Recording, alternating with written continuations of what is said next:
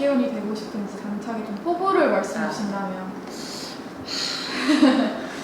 어렵죠. 네. 저는 시대의 한 획을 긋는 사람이 되고 싶은데 네.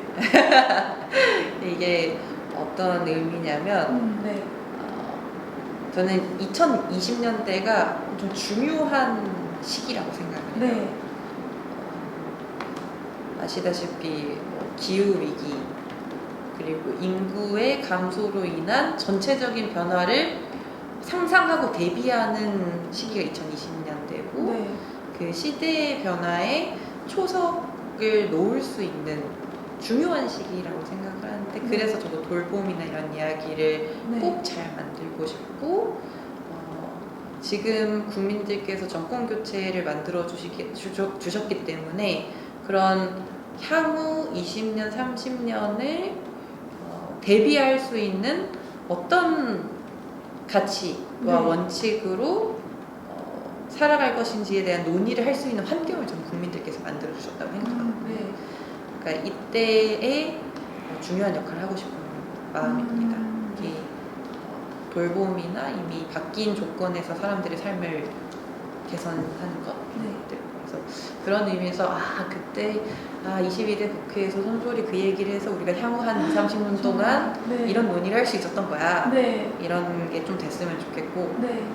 근데 이제 그런 작업이 돼야 이 다음 때 국회, 그 다음 때 국회에도 좀 장기적인 미래를 상상하는 논의를 하는 청년 정치인들이 네.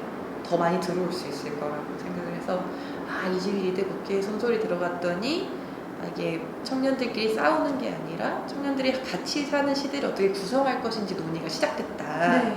이런 게 좀 됐으면 좋겠어요.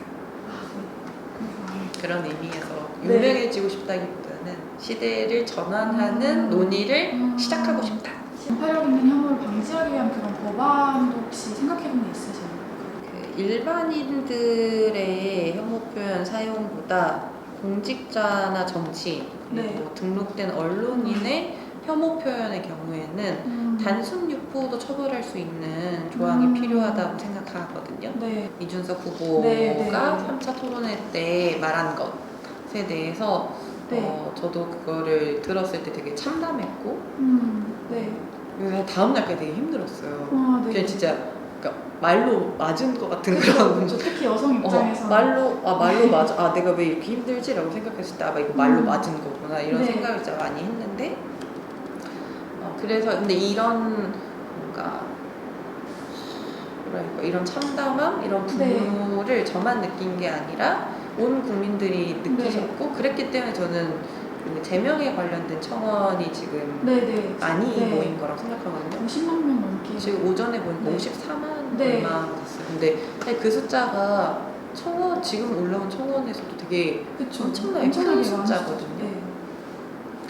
그래서 이것에 대한 뭔가 답답함, 어떻게 대통령 후보라는 사람이 TV 토론 중계, 그러니까 모든 전 국민이 볼 수 있는 자리에서 저런 이야기를 할 수 있을까라는 문제의식이 대단히 모든 국민들한테 되게 강하게 있는 상태라고 저는 생각을 하는데 이제 국민들께서 그런 답답함을 토로할 수 있는 방법이 제명을 해달라는 요청밖에 지금 제도적으로 존재하지 않는 현황인 것 같아요.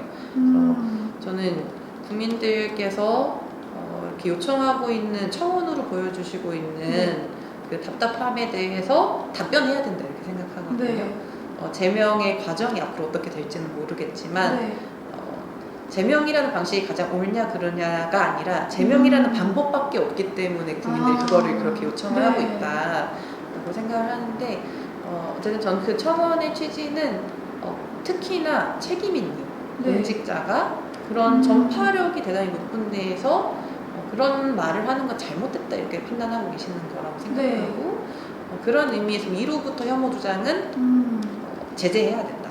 혐오 표현이 표현의 자유가 될 수 없다. 표현의 자유는 인간의 존엄성을 발현하기 위해서 보장되는 것이지 남을 공격하기 위해서 있어야 되는 것이 아니기 때문에 그런 논의들 좀 만들어가고 혐오 표현에 대한 규제 그리고 차별행위에 대한 금지 이런 것들을 다양하고 적극적인 방법으로 좀 네. 제도화하는 거를 추진할 생각입니다. 아, 네. 소수 정당에서 연합 정치를 하고 있는 입장에서 이 지금의 진보 정치가 어떤 상황인지 좀 진단을 내려볼 수 있을까요?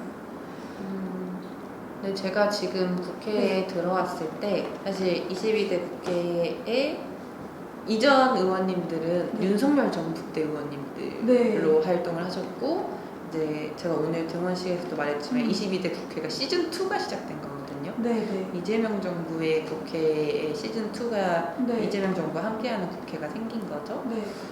이런 과정에서 사실 윤석열 정부와 함께 뭉쳐서 싸울 때는 뭉쳐서 싸우고 네. 이 변화된 조건에서 진보 정치가 이제 뭔가 진보 정치가 정말 실질적으로 평범한 사람들의 삶을 네. 낫게 하는 조건들을 실행하게 하는 실력을 이번에 어떻게 보여줄 수 있는지가 저한테는 되게 중요한 과제예요. 네. 그리고 사실 뭘 해도 거부권, 뭘 해도 거부권, 뭘 해도 네. 거부권을 했던 시절이랑 지금 달라진 네, 거고 달라질 그 조건 국민들께서 만들어 주신 거기 때문에 이제 국민들이 이래서 진보 정치가 필요하지라는 말을 하실 수 있게 네. 그러한 의정 활동을 어떻게 마련할 것인가. 그래서 다시 국민들께 사랑받는 진보 정치를 어떻게 꾸려갈 것인가 이런 네. 것들에 대한 고민이 많이 필요하다.